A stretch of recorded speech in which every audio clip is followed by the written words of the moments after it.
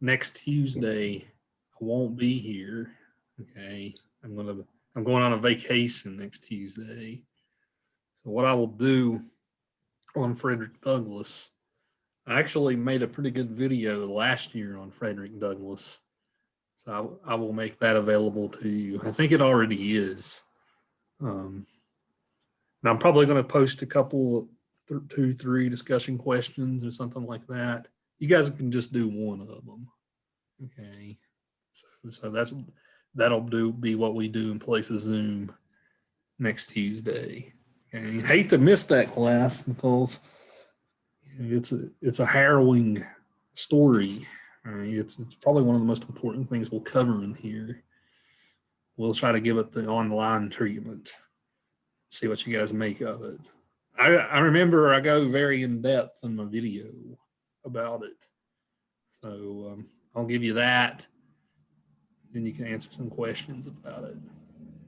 So yeah, that'll be for next week. Our next class will be 2 Tuesdays from now when we cover. I think that's Poe Day. Okay, so 2 Tuesdays from now will be when we resume this.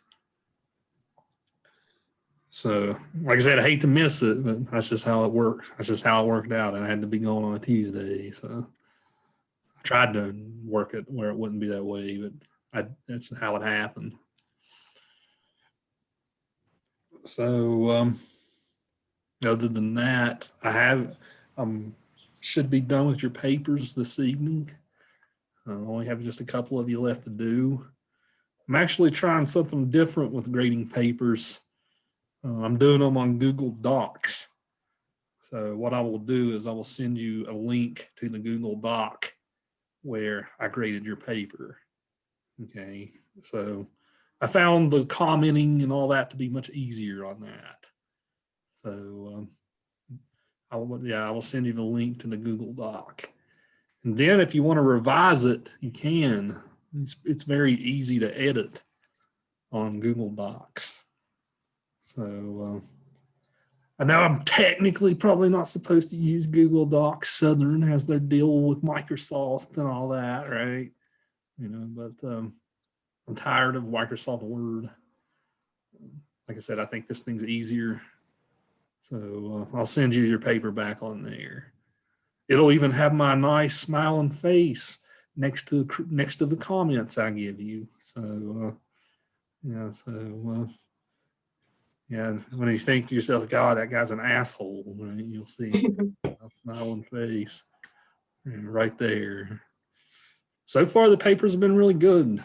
Like I said, if you do want to, if you do get a grade you don't like and you want to revise it, I will allow that. Okay, so this class like this is all about, you should be learning, right? It shouldn't just be about what you're doing wrong. It should be about learning. So think of the first time you get it back from me as, okay, well, here's ways I can improve. And then you can go in and improve it. So you have that option if you want to. You don't have to revise if you don't want to, but you do have the option. Okay. I'm not going to put a deadline on revising it. As long as by the end of the semester, that's fine with me. Okay. So very good.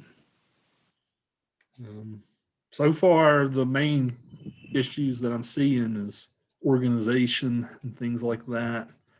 So I actually might make a little short video going over some like common problems I saw and then post it for you all. That probably won't take me 5 minutes. Okay. So I will send it back to you. I'll put the grade in on Blackboard and like post the link. That way you can then see your comments. Okay. I need all the help I can get with that. I got to take that to practice writing. As soon as this class is finished, I'm gonna study for that for a week, and that's got 2 essays on it. So I think this class will help me a lot with that. Yeah, I'm very strict on like organization and stuff like that. So if you're having trouble with that sort of thing, hopefully we'll sort you out. Yeah. And of course, there's grammar things and things like that I'll mention too, the common ones. Like I said, so far I've been pleased. So I look forward to reading the rest after class tonight. I'll get them back tonight. I'm not going to procrastinate anymore. So anything that you guys want to ask class business wise before we continue?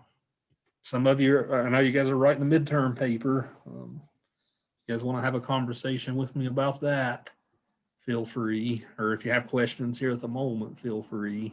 If you want to talk individually about your paper, we can do that after class or something. So, I know that I emailed you earlier today about wrapping my head around the Ben Franklin thing. I have switched topics. I just, but I went to is his name pronounced Crevecoeur or something like that?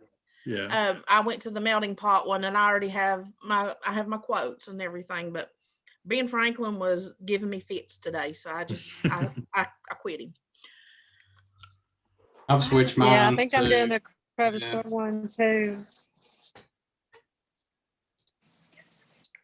First, I wanted to do mine on Emerson, and but then the more I tried to, I feel like that was definitely the most like complex reading out of all those. So I was,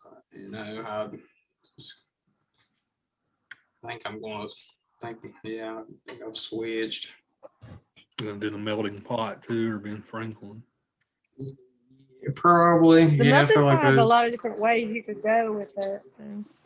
Yeah, it does. Which question? The melting pot one? Yeah. Yeah. I'm trying to take the easy way out, and I don't think that I have, because it's still pretty complex and stuff like that. But I told my husband the other night, I said, I just cannot wrap my head around what he's saying. It's like Greek to me for some reason. Everything else I can understand. Ben Franklin, he don't make a bit of sense to me. Maybe that's the whole point. Maybe he doesn't want to make sense. Well, he was successful. Yeah, that was me on the Emerson thing. Like I'm most interested in that one, and that's the I wanted to write about it. At the same time, I just felt like it was just a little bit too complex, I guess. But yeah, I don't want to take the easy way out, Yeah, by American values with Ben Franklin, I meant stuff like freedom of religion, self-reliance, like rags to riches, the American dream. That type of thing is where I was going with that question. Now, there's probably a lot of other ones in there too. That's kind of the way that I was leaning, because I think it was the 13 virtues. I think that's what he called it. But I mean, I liked the justice one, and things like, and what was that, order, and like his daily schedule. It was just, I don't know. I had a block when it came to that one, and I just couldn't get around the block. Right. Any of the rest of you guys have any questions, comments, concerns about the paper? Anything at all? Hopefully, once you get your comments back tonight, you'll see if you're making mistakes.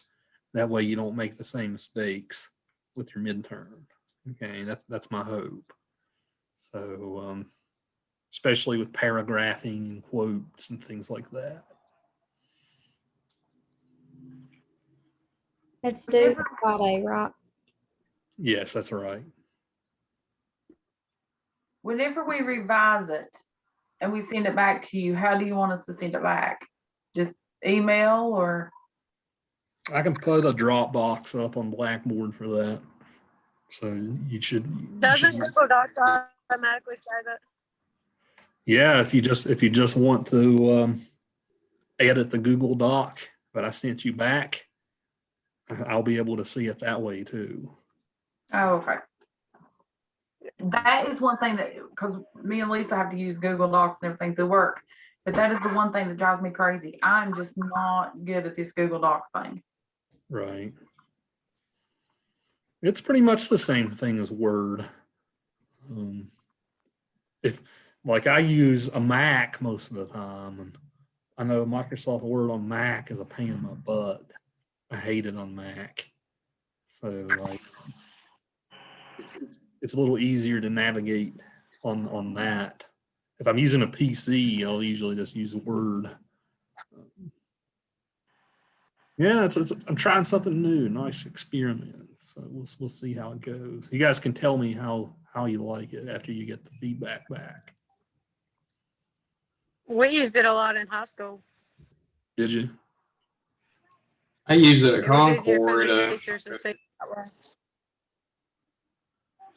and I use it at Concord for a teaching class, and like it was a group project between 3 of us, and it was pretty cool. Like you could like chat with each other while you're working on it and see like which slides like other people were working on the same time as you and stuff. It was pretty neat. I Yeah, know with the virtual high school this past year, because my daughter just graduated, they used Google Docs, and that's how her and her friends would study. They would get on a Google Meet, and because she was in the shop class for the CNA stuff, and they would get on Google Meet and they would quiz each other on their medical terminology. Yeah, it's really good software. I guess Microsoft OneDrive is supposed to be the same sort of thing. I think Google does it a little better though. Not to sound like a tech nerd over here. I just know what works for me.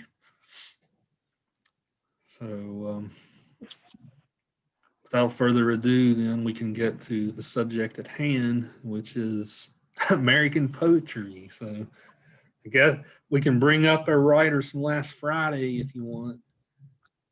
If we do that, let's save it a little bit let's save that for the end, because we have so much to cover with Whitman and Dickinson. So if we start having some time near the end, we can talk Bryan and Sigourney. All of you guys wrote about Sigourney, I saw on the discussion boards. No, I'll change my mind. Let's go ahead and get it out of the way. So most of you guys talked about Sigourney, and you guys were most of y'all were pretty captivated by just the pure emotions that she conveys in her poetry, especially about slavery and Native American removal. And the one, was it you, Danny, that wrote about the Irish Famine one? No. Somebody wrote about the Irish Famine one I saw before class. That was me. Yeah, you did a really good job with that. Thank you. Yeah, so I'm curious to know what your guys' thoughts are on Sigourney. We can get them out in the open here. So, what do you make of her poems? I think out of all of them, I think, I don't know if it's her style too, but like just the way it was structured, and like you said, that raw emotion and stuff. I gravitated toward her from the beginning. I hurried through the other guy. I'm not even gonna lie to you, but like I went back and reread, especially the one that I wrote about their names, native name. I can't even remember the name of it, but I read that one 4 or 5 times over, and I don't know, there was something about it that spoke to me.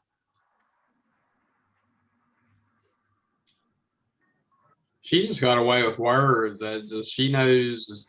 I don't know. Just she knows how to. I don't know. Just hit you in your heartstrings. I guess knows the perfect way to get to you. Yeah, the slave ship one is probably my favorite of the lot. Like, Yeah. she's interesting because she was like really hitting hard on these issues before it did become such a hot button topic. I mean, like in the 1830s, like people were talking about it, but it wasn't as heated as it was in the 1850s. So yeah, she's an early advocate of abolitionism and things like that. Interesting. She's got an interesting history with literature. Like this is a good time to talk about women writers in the 19th century in America and how they've been perceived. Women writers in 19th century America were way more popular than male writers. Right, I'll make that claim outright. Women writers sold way more books than male writers did. But a lot of the type of writing, like Sigourney's, was lost for a long period of time. It sort of fell into the dustbins of history. The reason why for that, later, like when literature departments and stuff started springing up,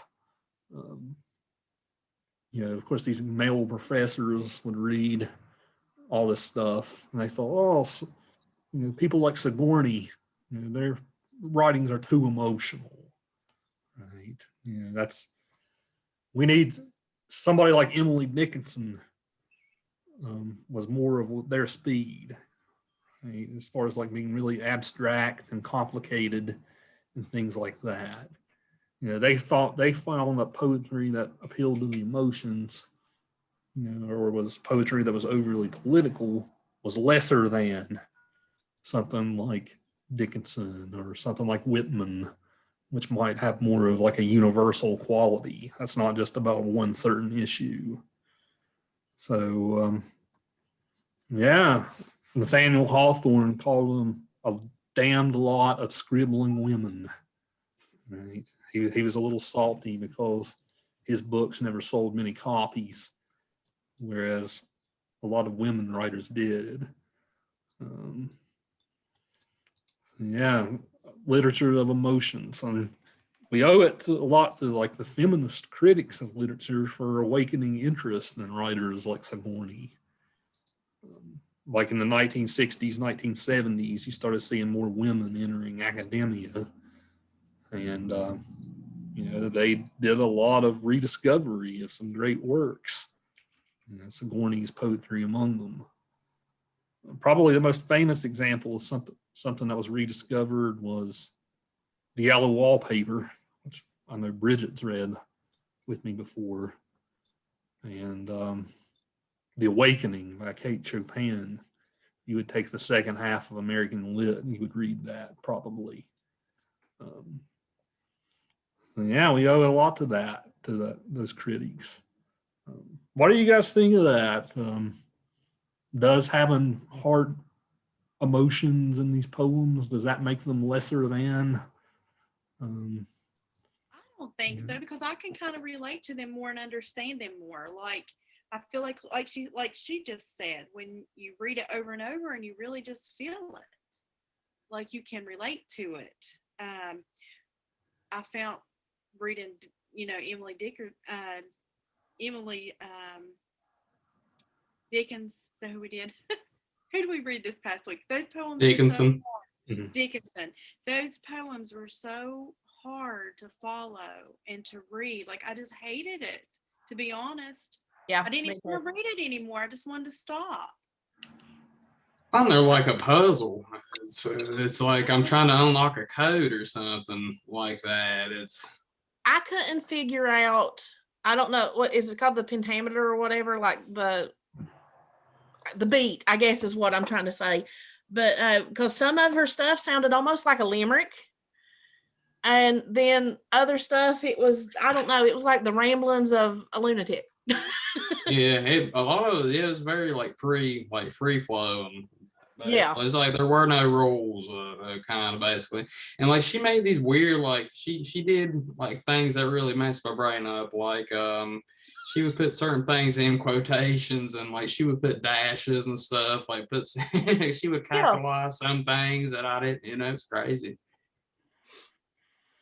Like some things you enjoy, but then other, like I just didn't really care for that one. But I did like the last week's readings. Like I liked all of hers, even if I wasn't, even if you couldn't relate to it, you learned from it. Like you could feel, you really knew what it was like. She really gave you the emotion.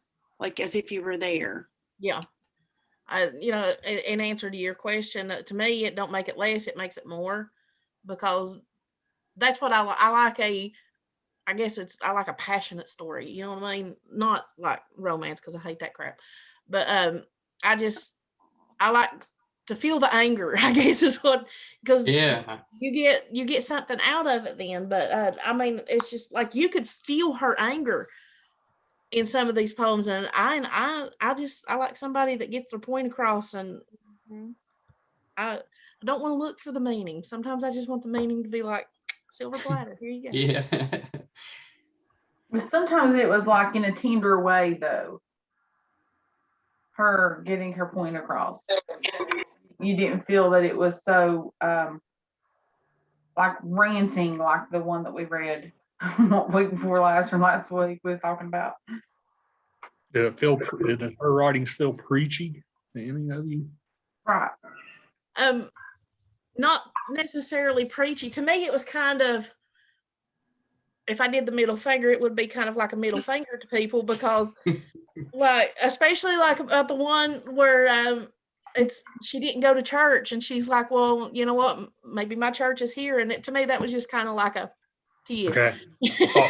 I thought we were still talking Sigourney. Oh, I was We're on the too. Dick- Yeah. I Yeah, forgot about her. Yeah, we're on the Dickinson roll. Okay. Well, yeah. So yeah, let's just talk. Let's just talk about Dickinson then. Let's try to make some sense of her. I suppose that's my job here, to help you guys make sense of her writings and what she. And there were some there were some that were easier to understand. I think, yeah, I think my favorite one was the one with the fly, where she was on her deathbed and the fly. That one I liked. And I'm nobody. I like that one too. And I kind of understood that one. So Good, and some I liked and some I didn't. I should probably start this off by saying, remember, we're in the transcendentalism unit. So all the stuff that we did last week, we can't forget about. Like, especially these ideas that Emerson and Thoreau were putting out. This was a big literary circle up in the Boston area. All these writers most of these writers would like even hang out and share ideas and stuff. Not Dickinson so much. She was a bit of a recluse. But where I'm going here is, remember, Emerson talked about how, we need to break free of old ideas and customs. As he made a call out saying, okay, to all American poets, why are you still following these old rules that these old British poets used to follow?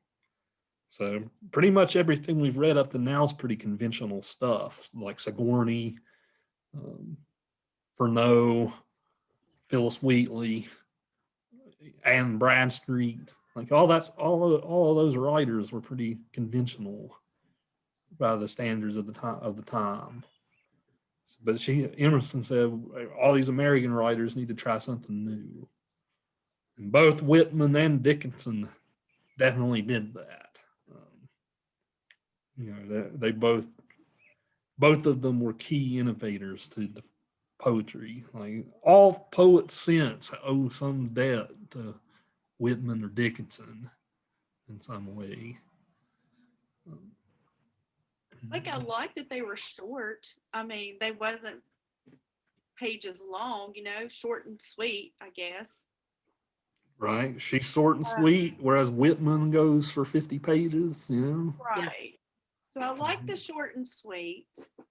I mean, I don't know if that was something new that she was, starting. Wasn't a lot of like the rhyming that you would typically think of,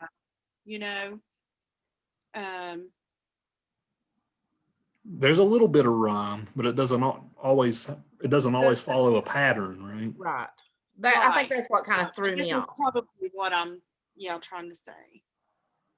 I want to analyze these poems, and I get to, I don't have enough time to analyze everything, because literally you could take like 3 lines and then you could study these 3 lines for a long time, and I feel like I have to analyze everything to understand, and it's just like I just feel like it's just impossible to analyze everything.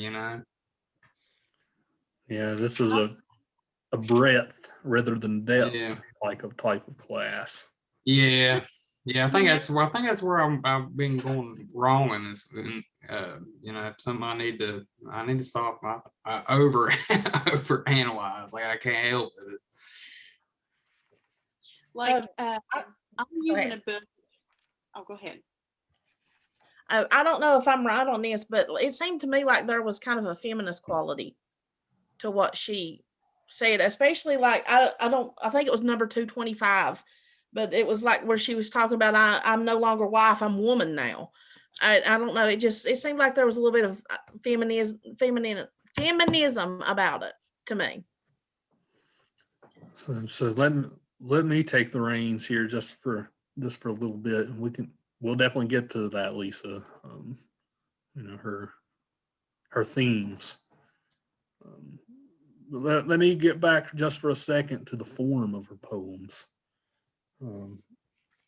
If you guys know a lot of like British poetry, like Shakespeare's sonnets or something like that, remember those all follow the iambic pentameter rhythm.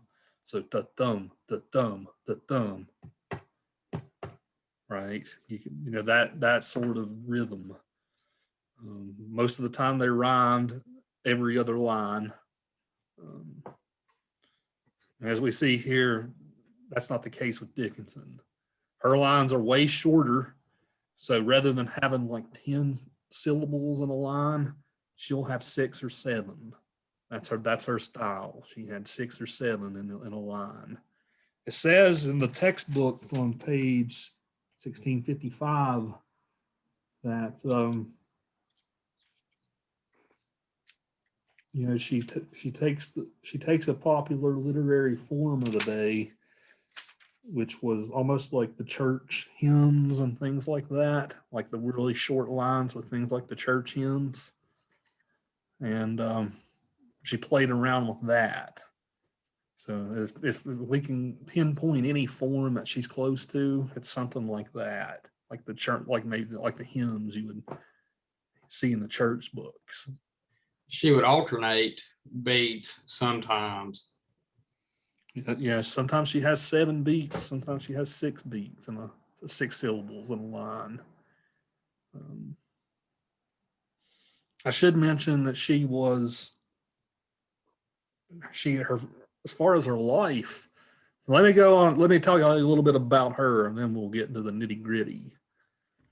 But she had a very interesting life. Her dad was both a minister and a congressman.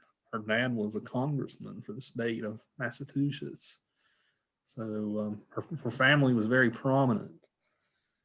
She did not ever get married or do anything like that. She pretty much lived in her parents' attic most of her life. Why she never married or anything like that, no one knows.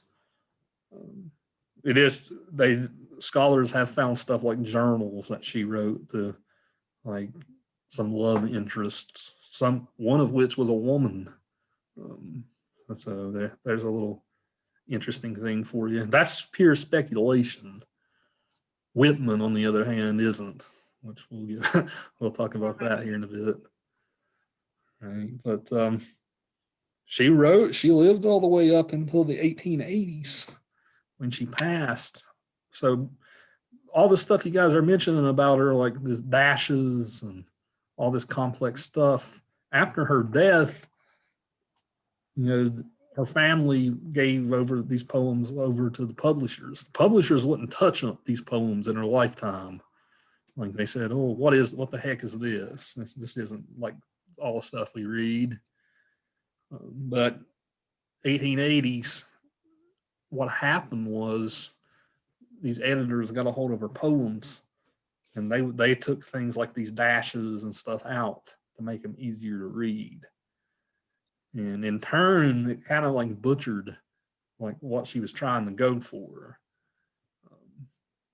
Like if you would go back and research and like look up like a collected works of Emily Dickinson that was published in like 1900 or something like that, it would look completely different than what we have here.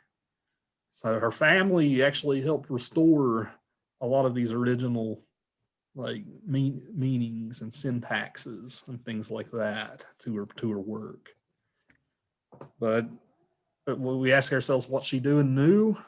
Well, like all the stuff you guys have already mentioned, the dashes, the weird capitalizations, all that type of stuff.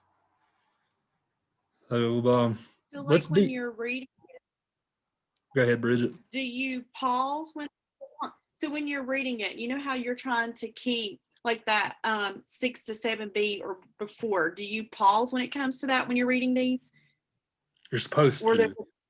okay, so you just totally just pause the beat and Right. just you can go on. Like sometimes, okay, I'm going to try to reread it and do it that way. Oftentimes the dashes are there for emphasis even too. So like maybe she wants you to hold a thought right there.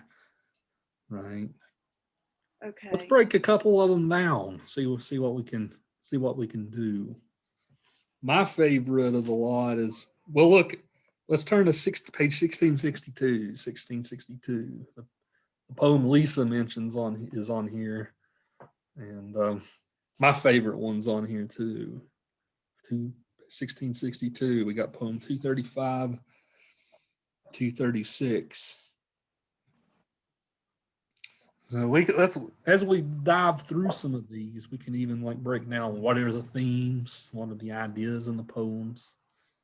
You guys can throw out there like, why does she capitalize certain words? What's your thoughts on that? What's up with some of these pauses? So let's just try to make sense of some of them. 236 is my favorite of the lot. So her relationship with religion was an interesting subject in itself. Her dad was a minister, but she really didn't have a lot to do with like mainstream evangelical Christianity at the time. In a way, that was self-reliance, right? Because she thought that the ministers and stuff were too overbearing. So poem 236 then. I'll read it and I'll try to pause and things like you should when reading Dickinson. So some keep the Sabbath going to church. I keep it staying at home with a bobolink for a chorister and an orchard for a dome. Some keep the Sabbath in surplice. I just wear my wings. And instead of tolling the bell for church, our little sexton sings. God preaches, a noted clergyman, and the sermon is never long. So instead of getting to heaven at last, I'm going all along. That was the middle finger poem. Right. Well, I take it as she don't need to go to church. So I don't think it's necessarily like blasphemous. I just feel like she don't think she needs to go to church. She's saying that God preaches a sermon that is never ever long. Like she gets all the whatever, all she needs at home, I guess, reading. I mean, I know she read the Bible. Sort of like, as long as she's got a relationship with him, she doesn't believe that you have to, per se, go to church or make it publicly in order to say you're going to heaven. That you can have a personal relationship with him and still make it all along. You don't have, you know what I'm saying? Like she doesn't have to attend every service. Well, that's what I was getting at too, and that's kind of, that not that she was like middle finger in the Lord or anything Oh like that. yeah. It's that, evidently somebody has said something to her. And it seems to me like in anger or frustration, she has written that down. And to me, that's just kind of like, you're going to do it your way and I'm going to do it mine. It did seem like she was a hermit too, so she didn't like to get out as well. Well, she has a very interesting idea of God here too, right? God is almost everywhere. God, you can find a little bit of God in the birds, right? So it's this idea we talked about last week, especially where Eastern religion started to be read a lot in America. And this idea that God is everywhere, right? He's omnipresent and he's in every creature. We see that here too. Maybe this was a nice way of her just telling her dad. I mean, she was the daughter of a preacher, right? Mm-hmm. So, I mean, I could see like her writing this saying, you kind of out of anger to him, because I mean, my two girls growing up, kids will fight you on going to church. They will, like they don't understand, why do I have to do that? So I feel like knowing her background, this could have been maybe like toward that. Like she used her writings to get her what she wanted across to, maybe to him or whatever. Probably be tough to be a minister's daughter, but I mean, it is today, but Lord, could you imagine back in the day? Yeah, she probably was. She was probably in her room just writing like. Yeah, like, when you have kids, you could see your kids doing this. Like, I'll show them. Yeah. Well, also in the Bible poem, the very last one in the book, she also kind of talks about how, and I would have to find it, but she talks about how she don't like the the kind of the hellfire and brimstone way of preaching that John Edwards, kind of like how John Edwards did, where she talks about how, kind of like Orpheus was talks about Orpheus. So yeah, I don't think she liked I don't know if that was the way of preaching right there. It was popular, was the the scary the hell type of preaching, but I don't think she cared for that. Yeah, that poem's on 1690. Let's look at that one since Danny brought it up. 1690, poem 1577. Let's think about how many of these things she wrote. Right, it's kind of amazing if you think about it, like how many of these she wrote. What page was that? Page 1690.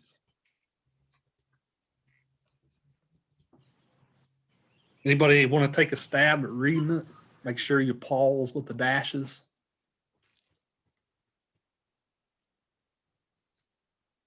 Anybody want to give it a stab?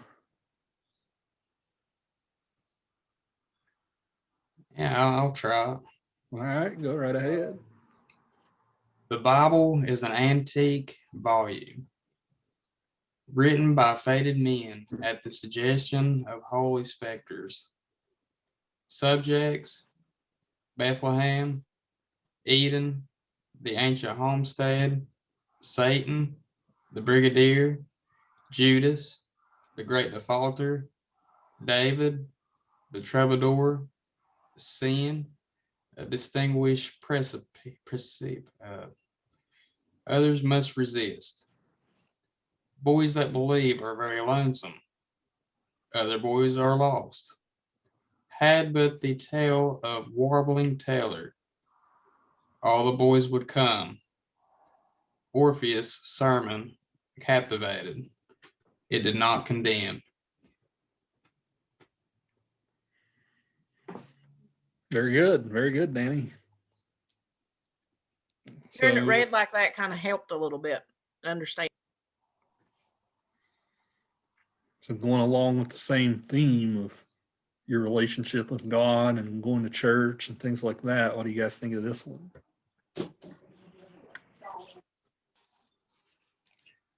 Yeah, that's what I was saying at the bottom there. Orpheus' sermon captivated, and Orpheus, I did look up who that was a musician, poet, and prophet in Greek mythology. And it did not condemn. So that's what made me think that she didn't like the hellfire brimstone a way of preaching. Yeah, maybe someone with more of a pleasing delivery. Yeah. Yes, right.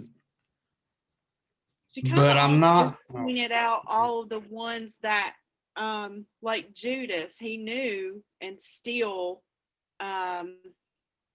he wasn't convicted or I mean, he wasn't condemned. Like God still loved him, or showed love to him, and it just kind of like maybe like pointed out like,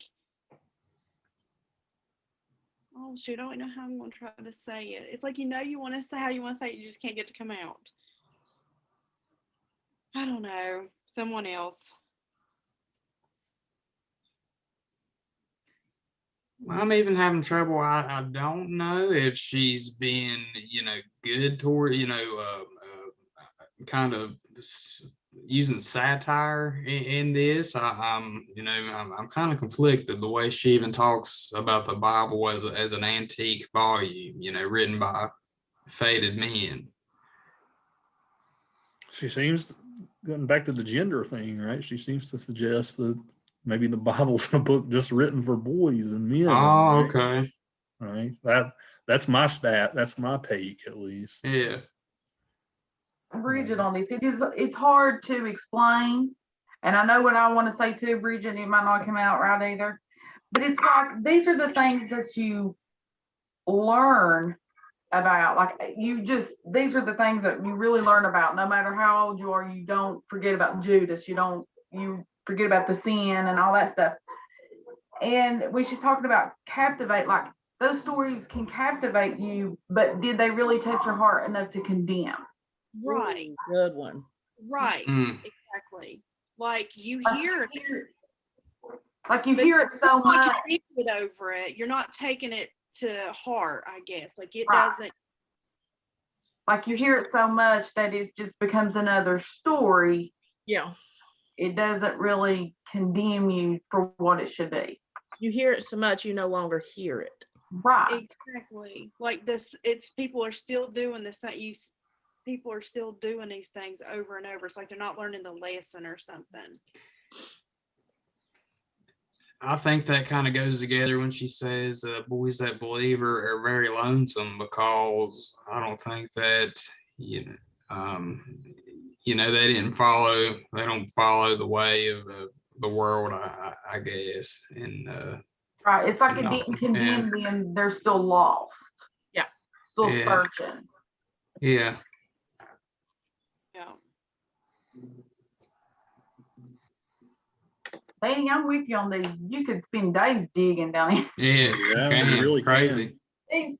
And do we really know the true meaning of what she meant? Yeah, I mean, it could have just been something that she wrote down, and here we are breaking it apart and getting down deep into it, and she might just be sitting somewhere going, "Oh my God, it's just a word, y'all." See, But, this ahead. is a aesthetic quality that, like, literature professors back in the early 1900s liked, was the complexity, the ambiguity.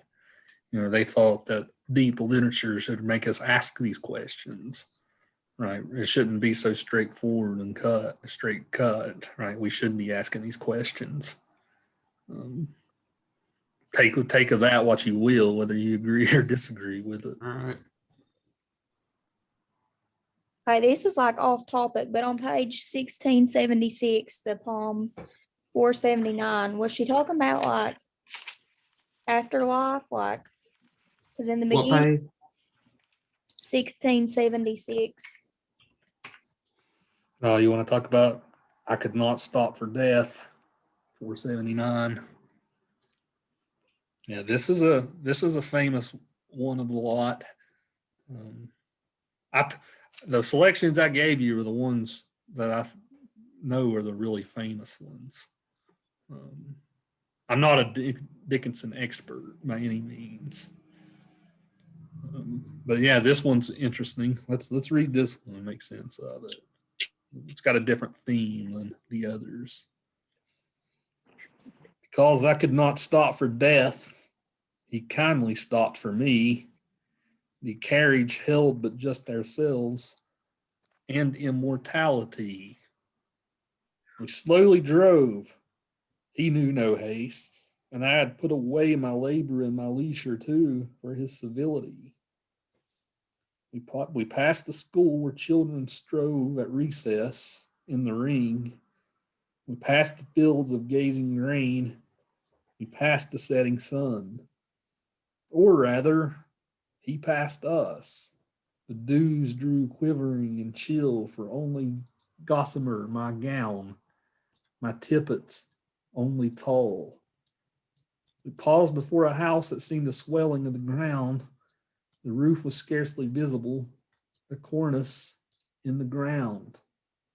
Since then, 'tis centuries, and yet feels shorter than the day.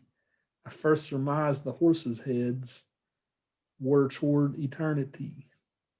Wow. Day, I mispronounced that. It should be eternity to rhyme with day. That's how you should pronounce that in that case. I felt like in the beginning, like she was like it was saying like she was okay with death, but then like in the end, it was like something like evil. I don't know.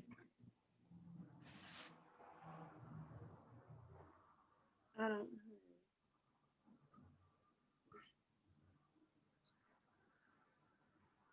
I don't know if that first line, that first stanza, that's deep. I like that first two lines. Because I mean, that's really the truth if you go and think about it, because Yeah. we're not stopping in our lives. We're not stopping and waiting on death to come to us, but he's stopping for us and waiting for us to get to him. I like it says kindly. They have kindly stopped Yeah. for. What do you think's up with the middle stanzas where it talks about passing the children and the house that they stop at? What do you think's up with that? Could that be like your life flashing before your eyes almost? Your youth. That's what I was thinking. That's what I was thinking. Your youth, and then the recess, and playing in the fields, and Yeah. the setting sun, and stuff that seemed to be just kind of peaceful. Yeah. Maybe thinking back on it. So, you know, you could think about it like, is she dead? And like we slowly drove, he knew no haste. Like Maybe she was dying. Death slowly. Like death is slowly taking her off. Like she's just, Yeah. She didn't die quickly, maybe.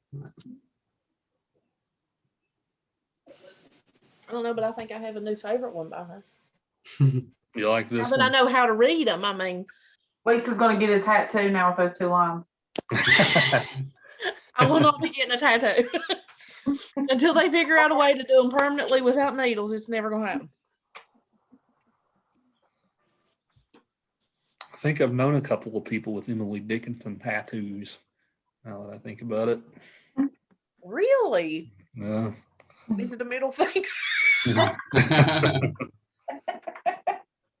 Some people get her face tattooed on them because she's got a really unique face. I need to look it up to see what she looks like. Me too. That's what I'm like. What she look like? Pretty. I'll Google Oh it. no, I will not be getting her face. No, I'll Google it really quick. Show you. But you know, pictures in that time are kind of deceiving because they had to hold still for so long and they weren't allowed to have an expression or anything like that. I mean, she may have been a lovely woman. There she is. Just imagine how hot we would have been if they was actually accurate pictures. Mhm. She's not ugly, but I wouldn't still get it. I wouldn't get it. You know what I mean? Mhm. Oh, We can make her look pretty with some filters. yes. But I was just sitting here thinking a little bit of eyeshadow and some liner. Put some filters on her. I don't know. There's a new one going around where you can make your picture look like you were in the 19th century. You ought to see my picture. I'd pull it up and show you. Hold on, I'll show you. I mean, you've got to be a fan of somebody to get their face tattooed on you. Yeah, you would have. I to mean, be. I used to read Stephen King, but I'm not going to walk around with him on my arm. Have you guys ever seen the creepy picture of Nicolas Cage in the Civil War? Yes. Have you seen that? Okay. Yeah, there was a guy in the Civil War who looked just like Nicolas Cage. So there's this theory that Nicolas Cage is really a vampire. Oh, Show you that one. Maybe it's a doppelganger, which was a Stephen King book. Look at the time Oh my travel. God. Yeah. Oh, that's- Oh, there's Matthew McConaughey. Oh my Wow. God, look at That's those. crazy. Goodness. Wouldn't it be crazy if they did their ancestry and found out that they're kin to them? That Yeah. would be so cool. Wouldn't that be something? yeah Oh my God, I'd hate to see mine. the internet's I do theory like is he's really a Yeah. vampire. Oh my. No, I didn't know about those, but those are spot on. I know. I'm gonna have to look those up. There's a whole thing about like celebrities and their doppelgangers. Like, Benedict Arnold looks so much like Jack Black, it's scary. Really? Yes. Yes. Huh. Oh I no. don't think I have one. I want to see what you guys think about the fly. I really like that about the purpose of this fly. Yeah, Page 1679 for that one. I like that one.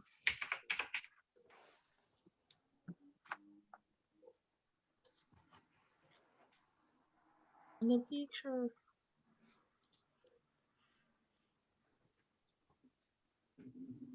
What number, Danny? 591. 591s. Yeah. All right, so any of you guys want to take a stab at reading it?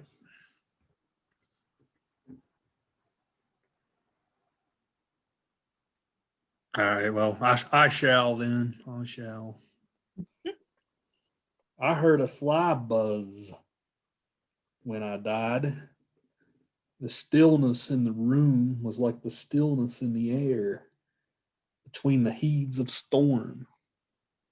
The eyes around had wrung them dry, and breaths were gathering firm from that last onset when the king be witnessed in the room.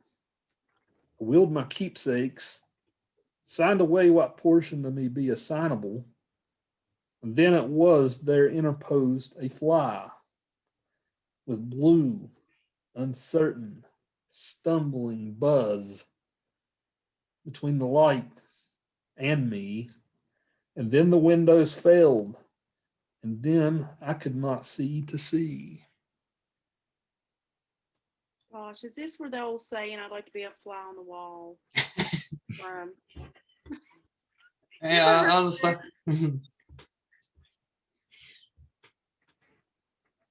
Well, so what the heck's this one about? I just picture this woman's just sitting here trying to die peacefully, and it's tag on fly, buzzing around, ruining her final moments. But with this fly, Dan, flies come around when something is like roadkill yeah, or something. Don't you know there's like flies buzzing around? yeah, what it is. know. They put a symbol of death, I guess, decay. Yeah. Maybe the fly was giving her a sign. Right. But what throws me off, is it just the fly? Or is it something more? Because it said it's blue. Why is this fly blue? And I've never seen a blue fly. But it's between her and the light. So is this fly like some kind of, grim reaper trying to take her, through the light, or is it just a fly just annoying her? I don't know. It's interesting here because she describes the sound of the buzz as blue. Mhm. Like, how can you give a sound Oh yeah. a color? Okay. Like, what's Yeah. a blue buzz? All right. Interesting. And I think, I was thinking blue, the color blue. I was thinking, when someone dies, I guess is what but yeah, I didn't. It was stumbling blood, buzz.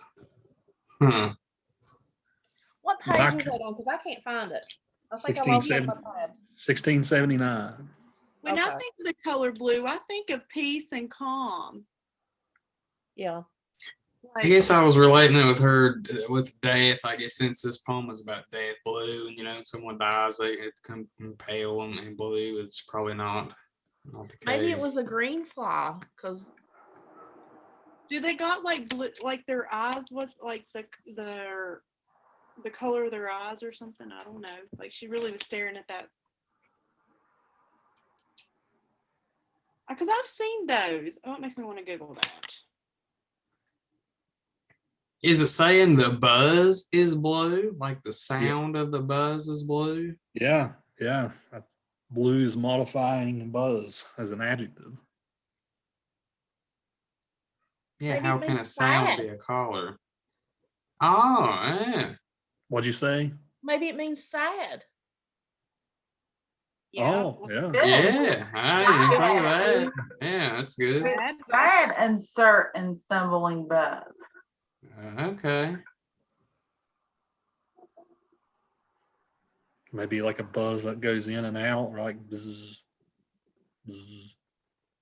Maybe it's the fly that's dying too, because they don't live for very long. And if you've ever watched one like as it's dying, not to be morbid, but if you've all ever watched one that's dying, I mean, they will buzz a little bit and then they stop, and you think, well, they're dead now, and then they'll buzz again. Maybe like while she's dying, she's watching this fly die, and it's just kind of an out of body moment, I guess, so to speak. Could be. Maybe the fly committed suicide. It says, and then the windows failed. Maybe the fly flew into the window. And then I could not see to see. Why capitalize window right there? That's true. Maybe it's the window. Of the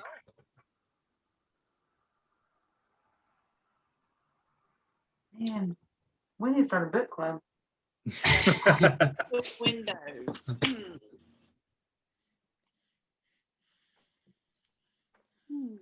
Yeah, I'm right there with you guys as far as trying to make sense of her. Like I said, I'm not a scholar of her by any means, but she's definitely interesting. Could it have been a prolonged death too? Because in that what is it, like line 5 there, she says the eyes around had wrung them dry, and breaths were gathering firm for that last onset. Maybe it was like a long drawn out death, and like it was so drawn out that they because I can remember when my mama passed, it was a pretty long drawn out thing, and we had went from like the depths of grief to just kind of sitting there waiting. Yeah. It's around. It could be people around. And they're just not crying anymore because it's that's good. Yeah, it was just they had done accepted death, and they was trying to let her go silently, peacefully. I guess. This fly wasn't gonna let that happen. For that last onset, when the king, Be you with. think she was referring to God, be witnessed in the room?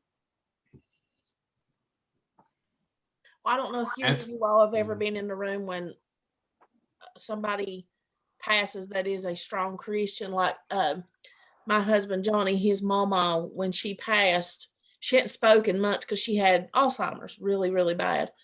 And she was laying there on her side, and she looked past him and smiled real big. And her son said, "Mommy, what do you see?" And she just said, "Jesus," and she was gone. I've heard of things like that. It could be the king fly. Oh. True. Be witnessed in the room. That's right. Hey, you can't rule him out. He was in the room. Yeah, because if there's a fly in your house, like there's a fly in my room right here that's driving me nuts, and I can't find him, but he's buzzing. Mm-hmm. I put those old-fashioned fly traps on my front porch because they're driving me insane. Them strips, them sticky strips. I said they're the only things that traps them. They get on my nerves. To be a course boss too. Have any of you guys ever seen the TV show Breaking Bad? I never watched it. It's been Yeah. years. Yeah, there's a whole episode where they're trying to kill a fly, and it's like annoying them the whole time. That's the only thing that happens in the episode. It reminds me of this poem.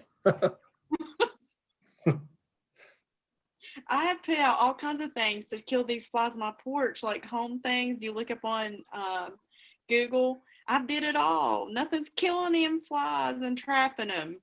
So I was like, all right, find me them old-fashioned things, that sticky yellow things that hang down from your ceiling.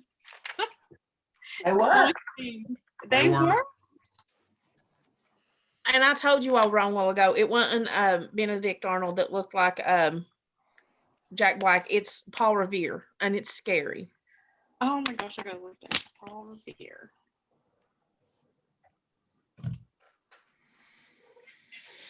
I wanted to cover one more Dickinson poem before we move on to Whitman, and that's 788, and that's on page 1686. Let's talk about poem 788. 1686. Page 1686. Oh yeah, I like that one. I kind of get one or two things in there. So, publication is the auction of the mind of man. Poverty be justifying for so foul a thing. Possibly, but we would rather from our garret go white unto the white creator and invest our snow. Thought belonged to him who gave it, then to him who bare its corporeal illustration, sell the royal air. In the parcel, be the merchant of the heavenly grace, but reduce no human spirit to disgrace of price.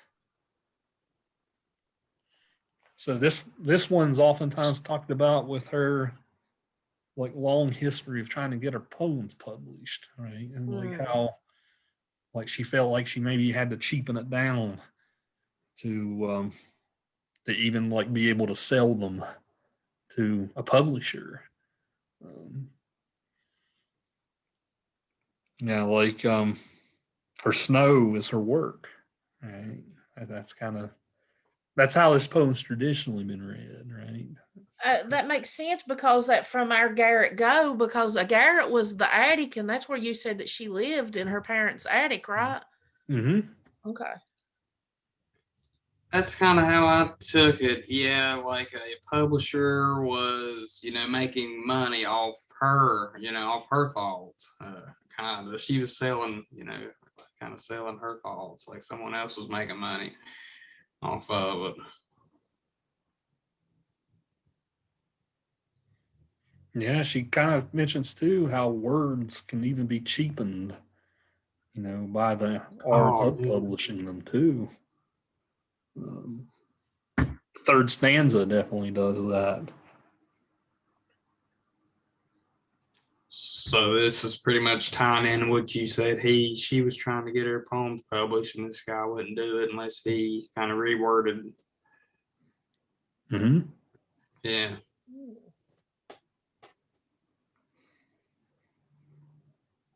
Yeah, maybe poetry is personal, right? Maybe it shouldn't be sold or distributed. This might even be like a plea for her privacy, if you want to look at it that way. Yeah. Well, she was, I think she put in her will or something, but she wished all her poems to be burned after she died. Like she wanted them all destroyed. That's I read that. And her sister, like I think it was her sister, like went against her wishes and got them published. Yeah, you even got to think today, no publisher owns the right to Dickinson since she's in the public domain now. It's like you even kind of like have to watch out like what version of her poems you might buy, because editors will do whatever they want to them. Then her words do lose their meanings. So you got to watch out for that kind of thing even now too. So how do you guys feel about Dickinson? You feel better about her now than you did when you first came here?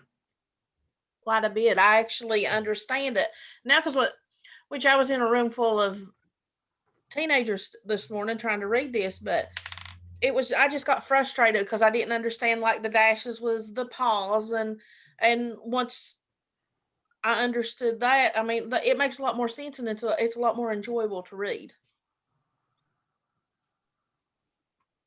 She's tough, but when I feel like like some of these poems, like I definitely don't understand everything, but once I start, it's like a puzzle.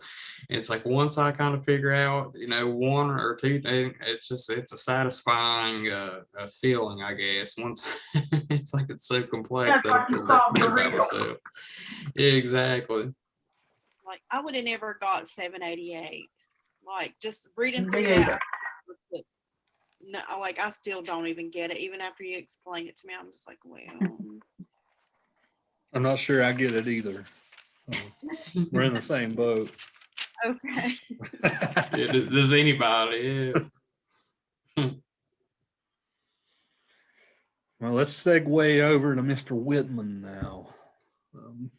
To introduce you guys to Whitman, turn to page 1395. I didn't assign this to you, but turn to page 1395. So this guy had an ego, right? As we will see. Yes, a very big one. Yeah. And I love Whitman's my favorite American poet, by the way. I really love Whitman. But he definitely had an ego, to say the least. So remember what I told you? I was going to say, remember from remember from Self-Reliance last week, Emerson called for a truly unique American poet, right? Someone who's going to break free from the old traditions. So what did Whitman do? He wrote this letter to Emerson in response to his call. He says, "Here are 32 poems which I send you, dear friend and master, not having found how I could satisfy myself with sending any usual acknowledgement of your letter. The first edition in which you mailed me that till now unanswered letter was 12 poems.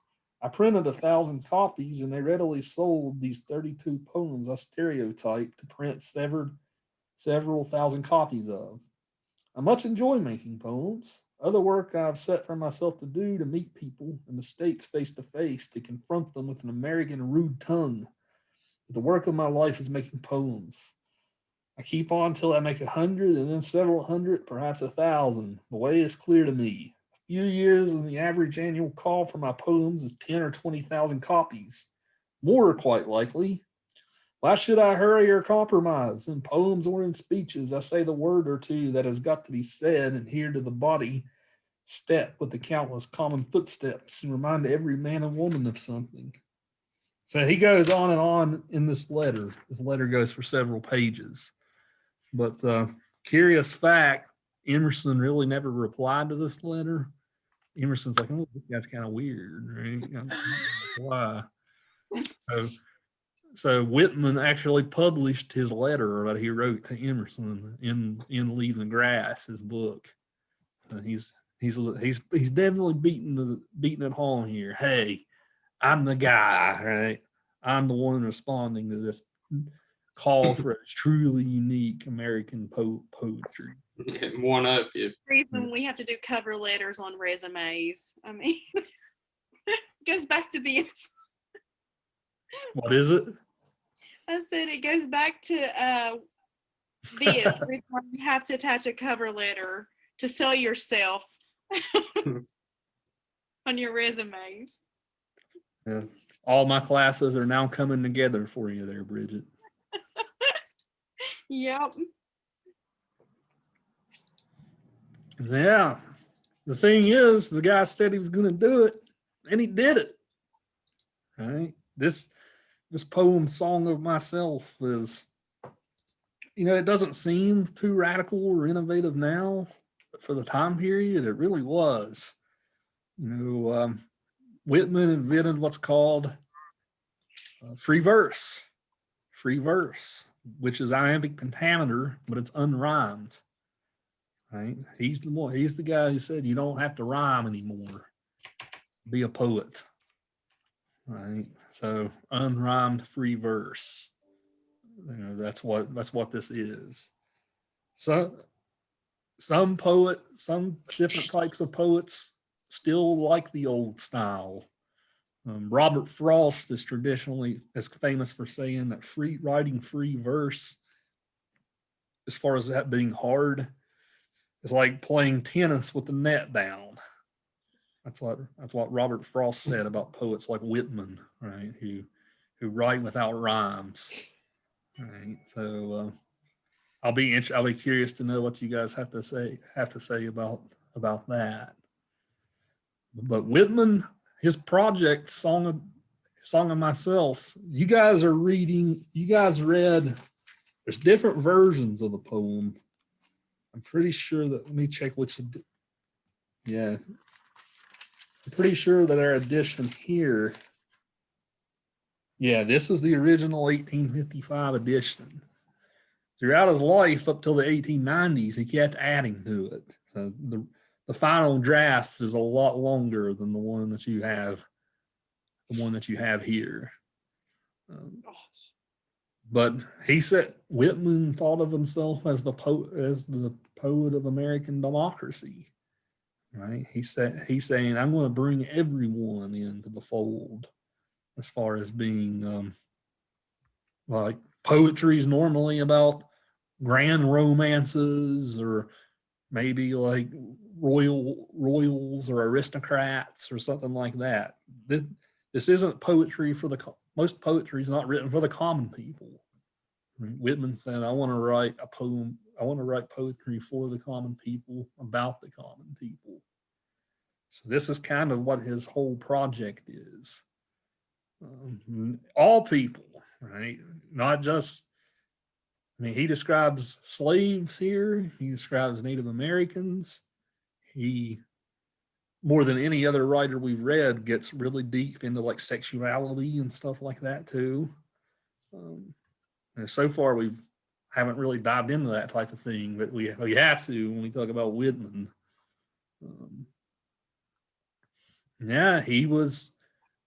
His poetry embodies these transcendentalist ideas that we talked about last week with Emerson and Thoreau. All you got to do is really read the first stanza to get a little bit of that.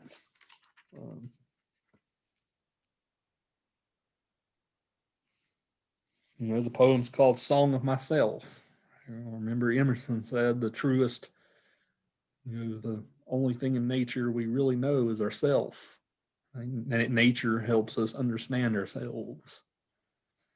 So here's Whitman and his whole project of trying to make sense of all these different types of people, making sense of God and the universe, right? Are we all different pieces of God?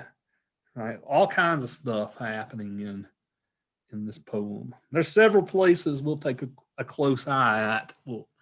As we look at it. I just want to ask you guys, what's your general thoughts, impressions on Whitman? He's long, but did you find him easier to read? Do you like his frequent images? Like he doesn't give us any shortage of those. Did you guys get what he was doing? I don't know with if it was just me, Yeah. but Oh, go ahead. I don't know if it was just me, but I didn't get it at all. I read every last bit of it, and I just couldn't understand. I didn't Okay. really understand it either. So I Googled like an analysis of it, and then I found a website that like broke down each section, and it helped a lot. Right. It definitely plays it loose, right? There's not a lot of structure or like narration or anything like that. A lot of it's very random thoughts that he always has, right? It felt random to me, and I didn't necessarily not like it. There's certain element to it that I did like. Free verse kind of confuses me. I like to hear somebody recite free verse, but to me it's clunky when I say it to read it to myself, to me, if that makes sense. Yeah, I agree with that. I understood some things and I really enjoyed some things. Like I liked how he talks about grass and stuff, and then some things I didn't get as much.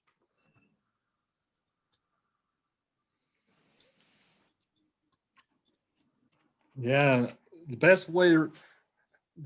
probably the best way to read Whitman would be to smoke some grass yourself before you read it. Right? Not encouraging any bad Yeah. habits here, right? I had to give that up. Just saying.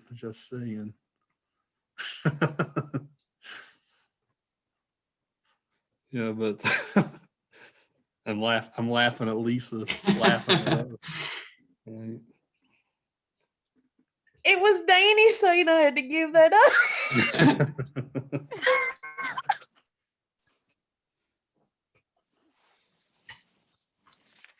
There's lots of great passages in here that we should take a look at. One of the things Whitman does a lot in his project is just make these really long lists, like these really long lists of different people and observations that he's making about people in America. And that's his project. He's trying to almost encapsulate what 19th century America was like.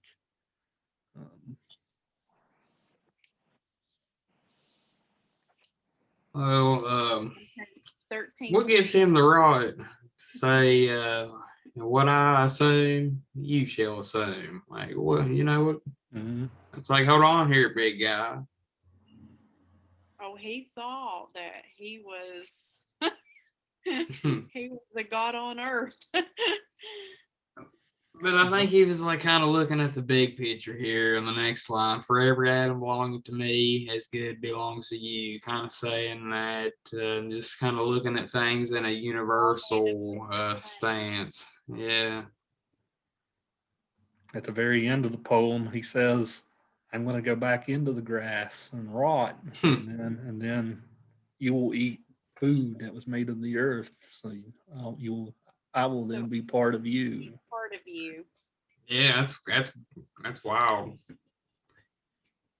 It is. It's a cycle for sure. Like it kind of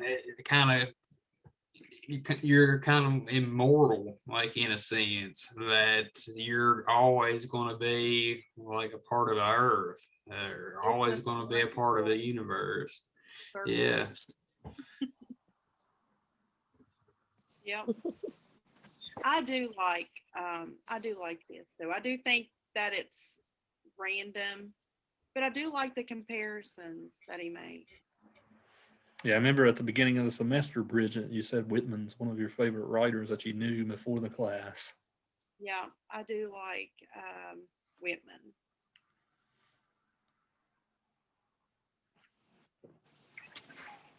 Well, there's lots of subjects we can go down with this. We've already started going down the holistic thing, right? That we're all a part of God, right?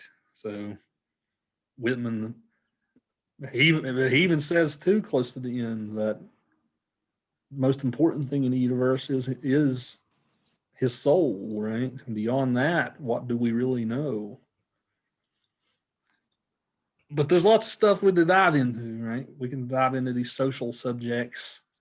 One of the things I like, it's hard, we can't talk about Whitman without talking about sexuality too.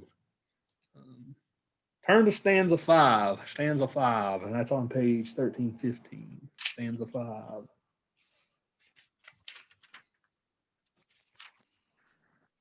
Stanza 5 and stanza 11 are the ones I really want to go over when it comes to this.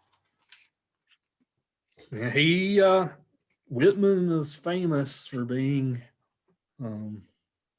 well, we don't really know exactly what his sexuality was. Probably pansexual, right? Considering his whole universal message here, right? But he was with men and women during his life. We do know that about him. But a lot of what he's trying to do here is just to show that, hey, sexuality is an earthy thing, right? And we shouldn't necessarily be ashamed of it or anything like that. So I'll read the little bit of this here. So, I believe in you, my soul. The other I am must not abase itself to you, and you must not be abased to the other. Loaf with me on the grass. Loose the stop from your throat.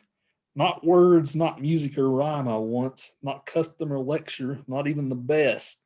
Only the lull I like, the hum of your vowed voice.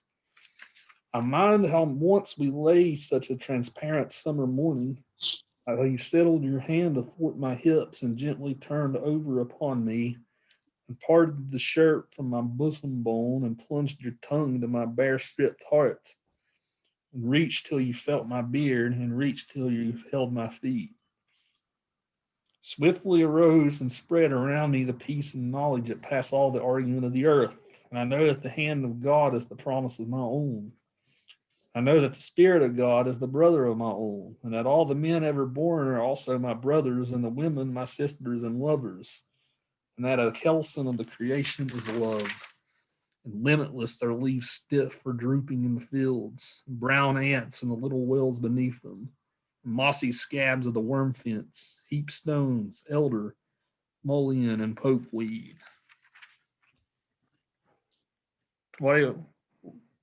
What do you guys think about that passage? What's going on in this passage?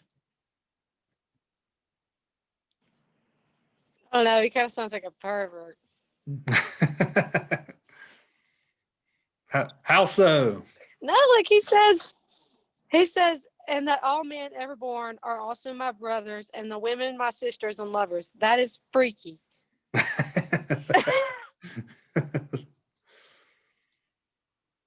Right. Like, tell me it's not though.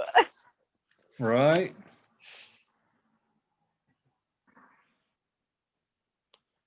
Like, I don't look at my siblings like that in any way, shape, or form. Like, Right. Maybe if he wouldn't have said sisters and just said lovers, right? Maybe it wouldn't have been as risque there. as weird. Yeah, as weird.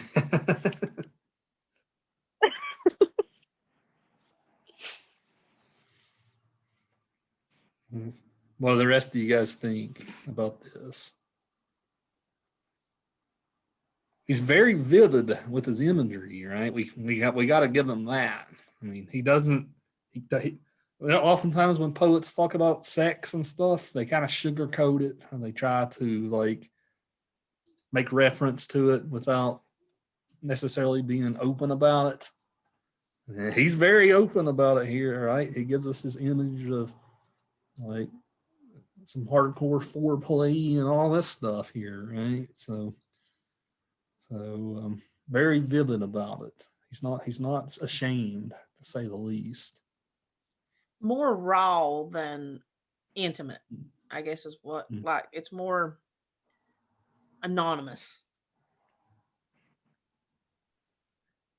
It's very embarrassing. I just want you to know. What this? More what- HBO than Lifetime. Yeah. Yeah. This That's a isn't good this isn't PBS stuff here. No. Right.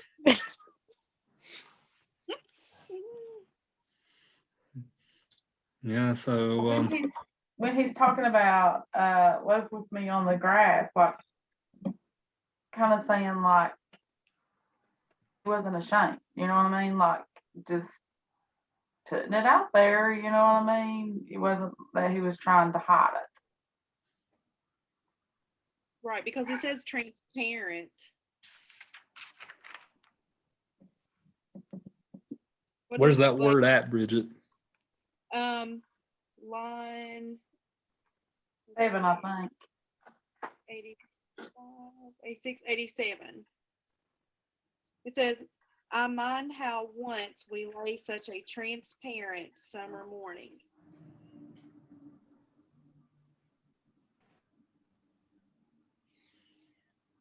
So it's like a clear summer day, like transparent is like see-through, like Yeah. a clear was out in the open. You know what I'm saying? Like Yeah, they plain, were in plain sight, I guess, just Right. plain, just right wasn't there. hiding nothing. Right. Right. He wants to be transparent about it. He's not going to be hidden or anything like that. It's just his feelings are there for the world to see. Like, I mean, Maybe he was naked too. oh, this subject. Well, Danny, I would say he was. He was laying there, and yeah, I'm sure. Just to show you, Oh, yeah, 'cause it said- just to show you guys a picture of Whitman. This was him. Oh God. Oh Lord. Now, the picture right here is him around it. The picture right here is him around 1855. But That's this that is shirt he got parted from. Looks like Gandalf. Classic Southern West Virginia man. He reminds me of the pervert that would stand outside of the gas station or something. He does look like Gandalf, doesn't he? Yeah. Yeah, I dig his hat. That's in pretty good style, if I have to say so. He looks Yeah, I like like one of those people that As could play younger, Santa he was a nice Claus at the looking mall. man. He was a nice looking man. Yeah. Well, He No, was at the he younger wasn't. age. And even his middle age. Now those are the old long beard. That's he's aged, but younger he wasn't a bad looking man. No, he wasn't. He was not good looking. I'm sorry. well, the more beard you have, the more you can grab, right? No, thank you. Right. Oh, Lisa's gonna go. Yeah. Oh, okay. I was gonna say she's gonna turn her screen off. I am Well, the most uncomfortable I've ever been in my life. we're making light of the situation, so We're being open about it. yeah. Yeah, just like he was right there on that grass. Yeah. Listen, I'm as transparent as a lead door. I just Let's look at stanza 11 now. Stanza 11's a famous one in this. My cat wants to tell you hello. Oh. Bugging me here. So, 28 young men bathed by the shore, 28 young men and also friendly, 28 years of womanly life and also lonesome. She owns the fine house by the rise of the bank. She hides handsome and richly dressed aft the blinds of the window. Which of the young men does she like the best? Ah, the homeliest of them is beautiful to her. Where are you off to, lady? For I see you. You splash in the water there, yet stay stock still in your room. Dancing and laughing along the beach came the 29th bather. The rest did not see her, but she saw them and loved them. The beards of the young men glistened with wet. It ran from their long hair. Little streams passed over their bodies. An unseen hand also passed over their bodies. It descended tremblingly from their temples and ribs. The young men float on their backs, their white bellies bulge to the sun. They do not ask who seizes fast to them. They do not know who puffs and declines with pendant and bending arc. They do not think whom they souse with spray. So this is the famous homoerotic passage from the text. I think because he's very he goes a lot into like men's bodies, right, and describing them and how they're bathing. He's doing it from the perspective of a woman watching them. Right. Because like I could picture that. I mean, you could. I mean, you would think back in your young days, if you're a single woman or whoever, you could be looking out and see that. See these guys bathing. Right. Yeah. And it said she liked the homeliest. So does that mean the ones that are more got the roughness and the beard and the ruggedness? The Like, point. Assumed he meant the him. green, I assumed he meant him because we had just talked about he wasn't a very beguiling looking man. Yeah. he was rough. Is he pretending like he's trying to make it look like this is through the eyes of a woman, but it's really through his eyes? Or it could be right what he sees too, since Yeah. Again, perverted. It's one they didn't hang this guy He's an in the odd dude. time he wrote this. Well, by his death, he was known. I mean, he was celebrated as the great American poet, right? And his death. Yeah. So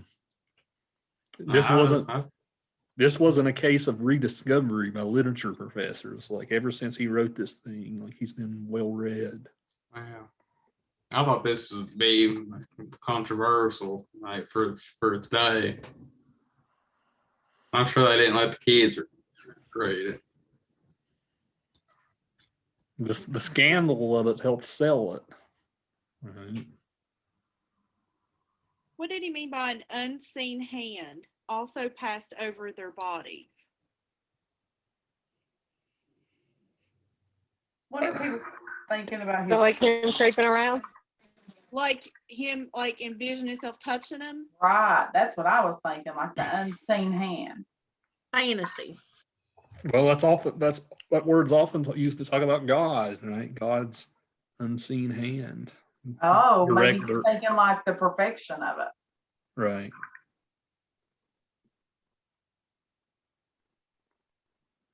Y'all getting deep here. I liked it though. This was the first. I'm gonna write that down on there. This was the first chapters of 50 Shades.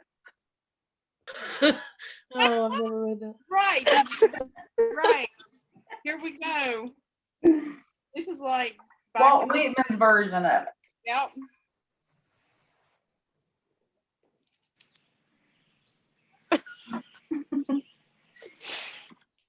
Look right above stanza 11, the end of stanza 10. This is another famous passage. We're diving in and out of different subjects here, since we're on the same page. The passage about the runaway slave.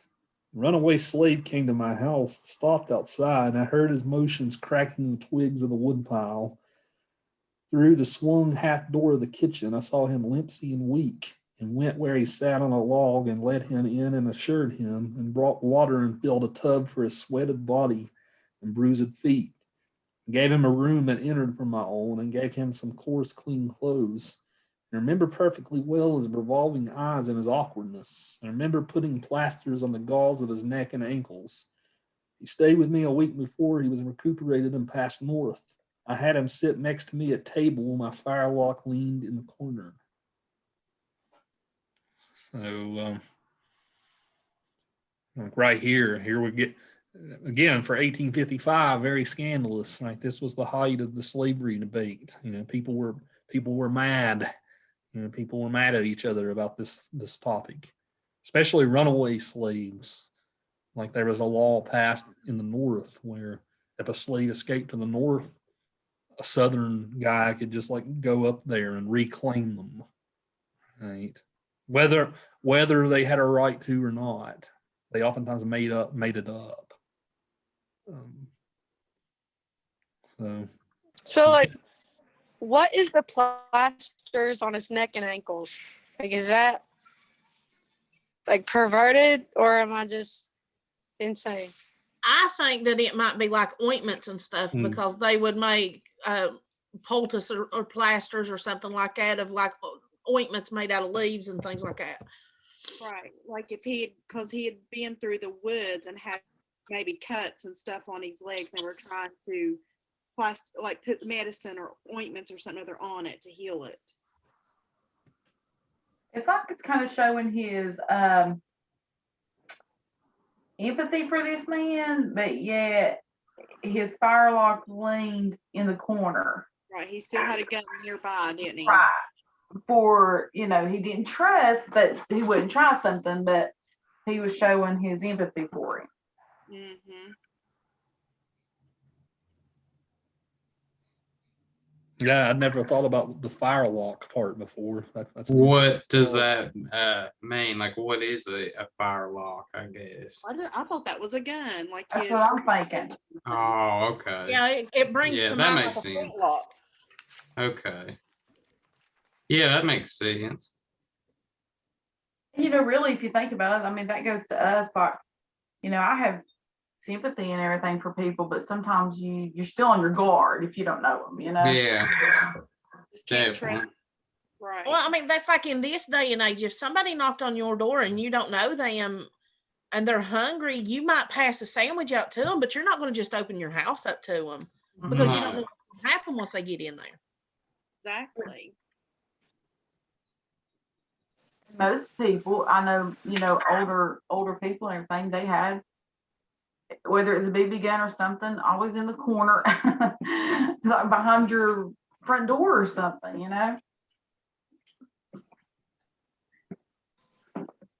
My great grandma, she kept a pistol. She'd shoot. She didn't care who it was at the door. You better call her before you go there because she'd shoot right through that door.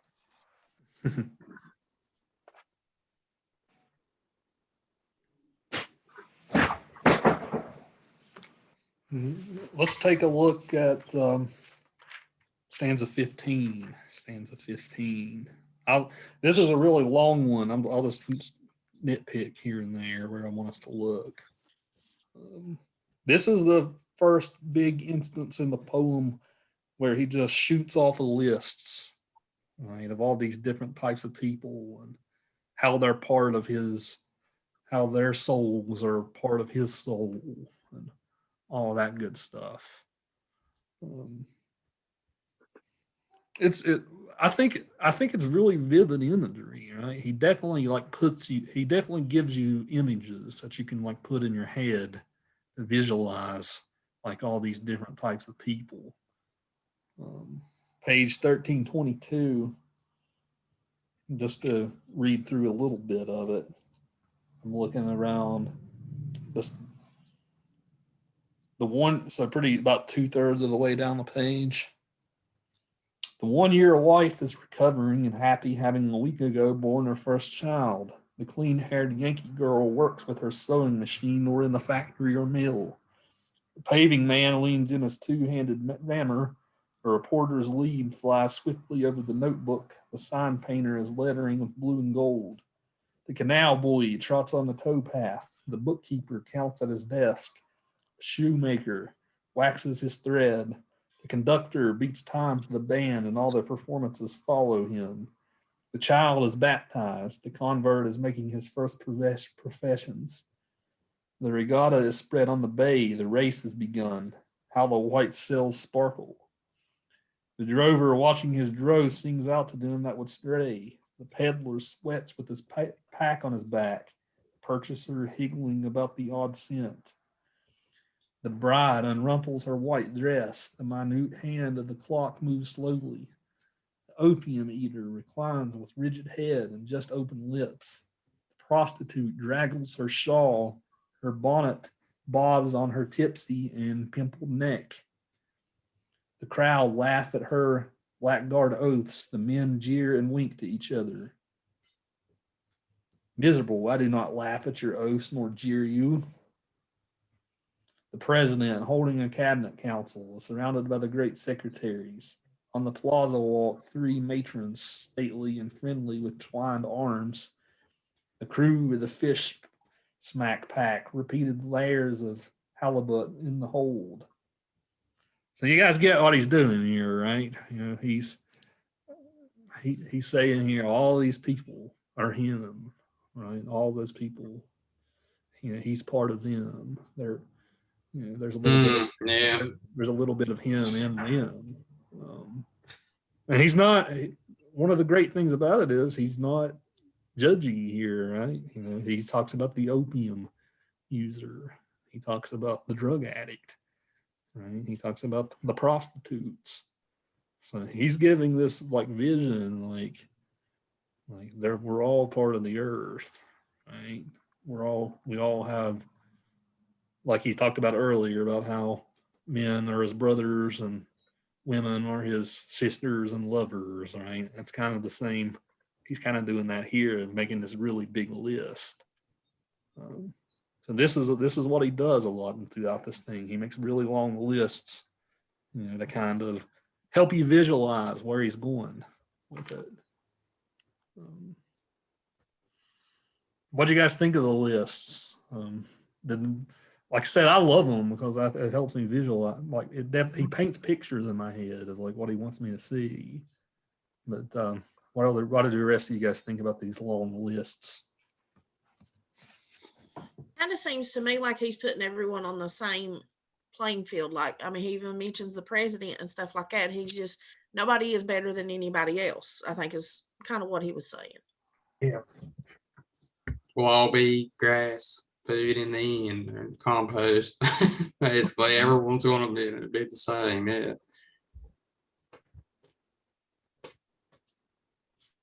Yeah, I think you're exactly right, Lisa. He's definitely shedding class differences and stuff here, right? He talks about the president right after he talks about the prostitute, right? So I think that was on purpose, right? Just maybe build on your point there.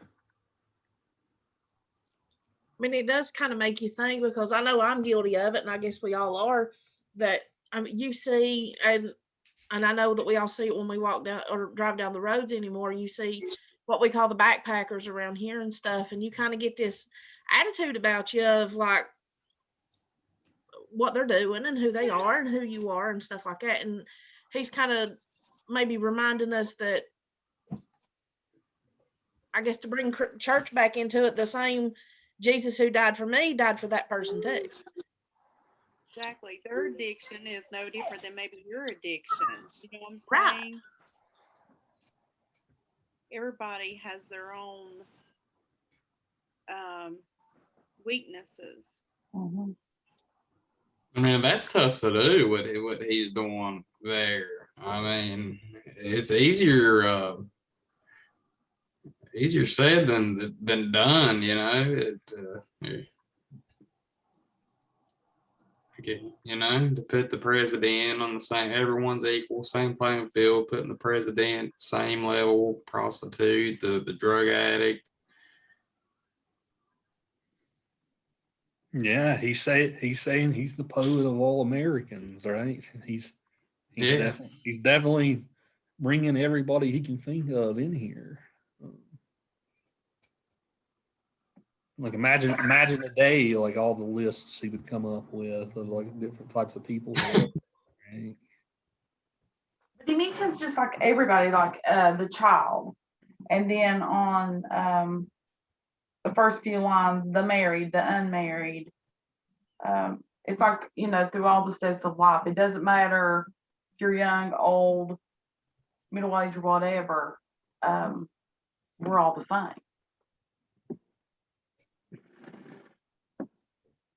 Right. It's a really cool. That's a cool message, I think. Right. To take Yeah. away from this.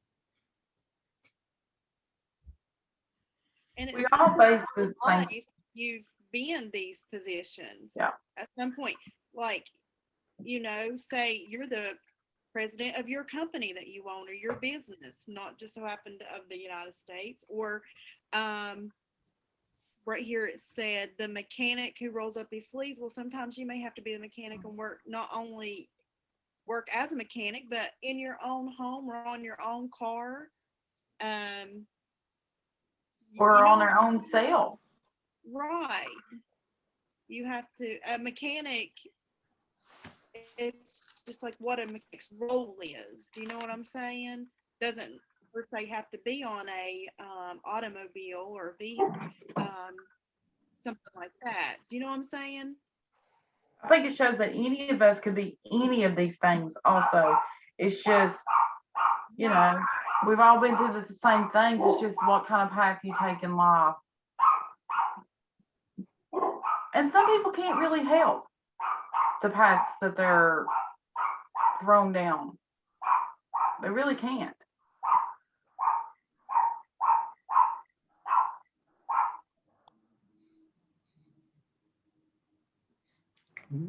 There's a couple of other passages I wanted to draw your attention to. One I'll just make quick mention of, and that was stanza 30. Maybe like put a star in your book and look at it like really closely. Let me see. Yeah, stanza 34. He talks about the soldiers who were massacred at the Alamo. Right. That I've always found that a really intriguing passage in this thing. And he talks about how they were like massacred, like how they were captured, the bravery they had at holding the fort, and then when they were finally overwhelmed, how they were massacred. Like he goes into like really vivid detail about that. A really cool passage, even from a historical perspective.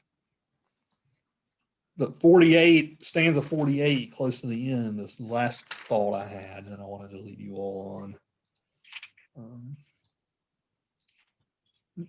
Yeah, I think this passage is key to kind of everything we've been talking about. That's on page 1354. I ask a question, and I know this might sound silly. Okay, so the stanzas are what are numbered, right? That's what's numbered. Is that like a story in itself? Is that like just a poem in itself? Like they really don't all go together, or do they go together? I think they should all be kind of self-contained. Yeah. Well, okay, that's the way Like a chapter. Yeah, that's the way I was seeing it too. I just wanted to make sure. Like if we lump them all into like categories, like different parts of the poem go on to different subjects. So like a lot of the categories, like middle, oftentimes I said the beginning, the middle, and the end of it, like they all have different themes. But yeah, I think they should all be viewed individually. But the individual parts are also parts of the larger whole here. Right. And the larger whole is kind of how he's going with closing it out here. Okay, I just wanted to make sure I wasn't like, I think it's sometimes how I get thrown off a little bit. Right. So here's some final thoughts. I have said that the soul is not more than the body, and I have said that the body is not more than the soul. Nothing, not God, is greater to one than oneself is. And whoever walks a furlong without sympathy walks to his own funeral dressed in a shroud. And the IOU pocketless of a dime may purchase the pick of the earth. and a glance with an eye or show a bean in its pod confounds the learning of all times. There is no trade or employment, but the young man following it may become a hero. There is no object so soft, but it makes a hum for the wheeled universe. And I say to any man or woman, let your soul stand cool and composed before a million universes. And I say to mankind, be not curious about God, for I who am curious about each am not curious about God. No array of terms can say how much I am at peace about God and about death. I hear and behold God in every object, yet understand God not in the least, nor do I understand who there can be more wonderful than myself.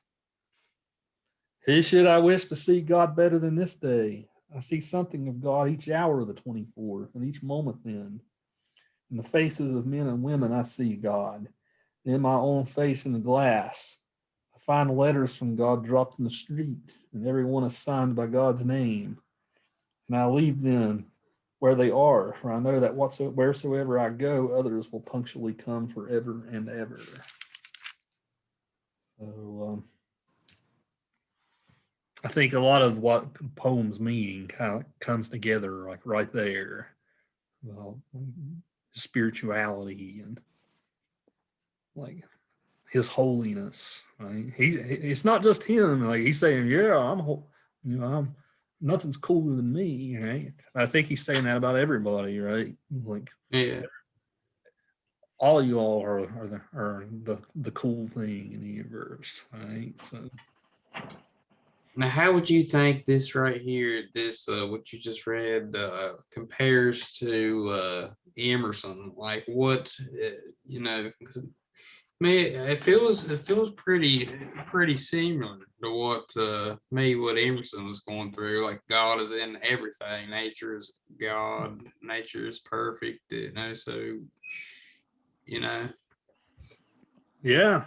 He's taken Emerson's idea. Remember the transparent eyeball passage from last week?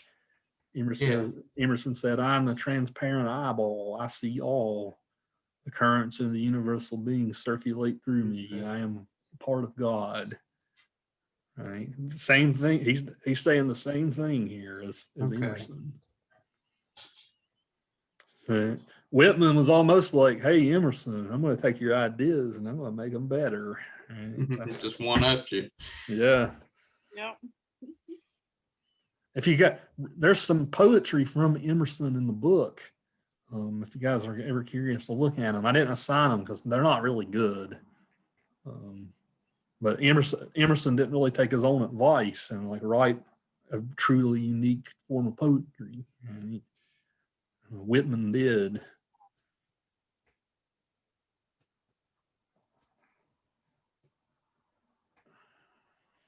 Yeah, that's closing it out, right? We're all, God is in all of us. He's in everything, even out on the street, right? So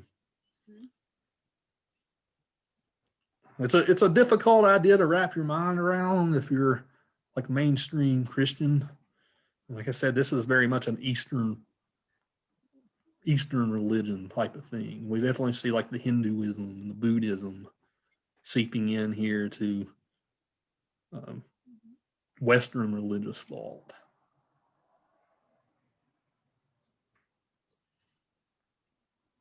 So you guys make more sense of it now, or do you guys still feel like you might need some grass?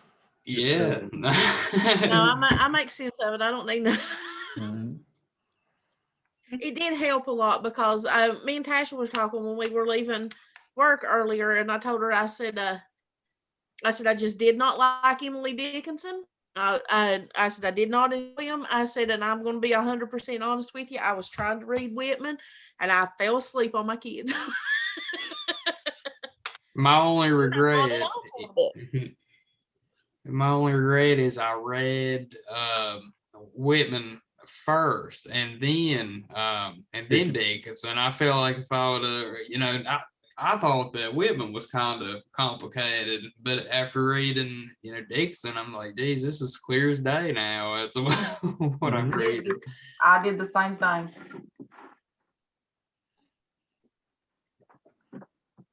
Yeah, normally I break them up.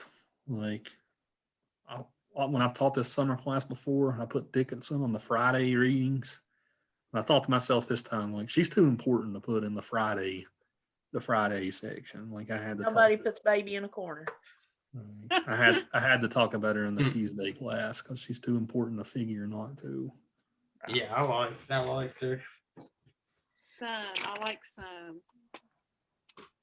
Now that I just feel good once I don't know. It's hard. It's sad. I still don't understand, but I feel some sort of satisfaction. I don't know. It makes me feel smart or something. I don't know. Yeah, it makes us. Well, at the end of the day, we can analyze these things all we want, but at the end of the day, they should all be enjoyable in some way. True. Right. So. Yeah, That's maybe fine. Still thinks he's a pervert. enjoyment, it might be a little bit better. What'd you say, Bridget? I didn't hear you. Yeah, if we're just reading for enjoyment, it might make it a little bit more better. But when you're Right. trying to figure it out, it's kind of complicated and just like, ugh. Yeah, you don't want to have to Google every like all these vocabulary words and like double meaning symbology. Like it's tough. Like it really is. Like it's me. I was trying to make sense of it, and I was trying to do like all this like research and stuff. And I was like, geez, it's gonna take me months Right. to do this. I'm just gonna have to read this and do the best I can and try to make sense of it all. Yeah, I'll even say as a literature professor, this is the thing I struggle teaching the most. Like I've seen other people like talk about Dickinson, and I'm like, they do it way better than me, right? So, poetry is not even my forte so much. So, but don't sell yourself short, because I started this class absolutely despising Dickinson, and I liked the sarcasm that I felt from a couple of things, but I did not enjoy her at all. And now knowing how to read it and understand it, I have a better respect for it. good. Knowing she's a little preacher's daughter who was stuck in her room, I maybe feel a little bit more, Not only a room, but an attic. An Right. attic. So I guess maybe there I can maybe somewhat have some feelings toward her. Like, all right, I see where you're coming from. You can relate a little bit with her there, knowing that, because I didn't read her. I read all this, but I did not read any of the background stuff. I think you'd even put that on there, read about her history. I didn't read any of that. I just read the poems and all of Whitman. So just knowing that, because I didn't know she was a minister's daughter. The minister daughter. So that helped. And preachers. And not only that, they the tend to be a little congressman or bit something. wild anyway. Yeah. But she had to be really set to the highest esteem, because not only was her daddy the minister, but also wasn't he something else, like you said, a congressman? Yep. I mean, she had to, like, when she went out in the public eye and view, I mean, you just look at, like, people judge your president's daughters. Do you know what I'm saying? She had to really, she couldn't hardly be herself. So that's the only thing. Now knowing that, I kind of maybe can reread her poems and maybe have a different or a little bit understanding like where she's coming from. Because was her heart, no, she didn't want to go out. Her poems really probably were her true self. Right, because she didn't want people judging her or everybody's eyes on her, like saying she couldn't probably even pick up the wrong fork to eat with. I mean, right. Because my husband's a deacon up at our church, and even me and my daughter, we're kind of put under a microscope, especially amongst the people of our church. Like we need to like hold ourselves to a certain standard, and I have a little bit of a tongue on me, and like I can back talk people and stuff like that, and I got to bite my tongue a lot because how am I being perceived, and how's it making my husband? You understand what I'm saying? Oh, I know what you're saying. So now that knowing that about her, I maybe can reread this and maybe try to understand it a little bit better. Right. Well, good. At the end of the day, that's what a class like this is supposed to do, is make you appreciate things more. So, Oh, Danny's got his cat too. yeah. My boy was in here just a little bit ago, but he heard ice, so he took off. I've got 2 dogs barking to get out. I don't know if you can see mine. She's asleep on the couch. My little dog. All right, didn't move. guys. Well, that's technically the end for today. If any of you want to sit around and talk to me about your paper, I'll hang around a few more minutes. If some of you want to chat, so we'll see you guys. We'll see you guys officially 2 weeks from now. You be careful on your vacation. Alrighty. A lot of Yeah, fun. enjoy it. Have a good vacation. Yeah, Bye, Bye, see y'all. Yeah. Uh, I'm going to go on. I think I'm just going to stick with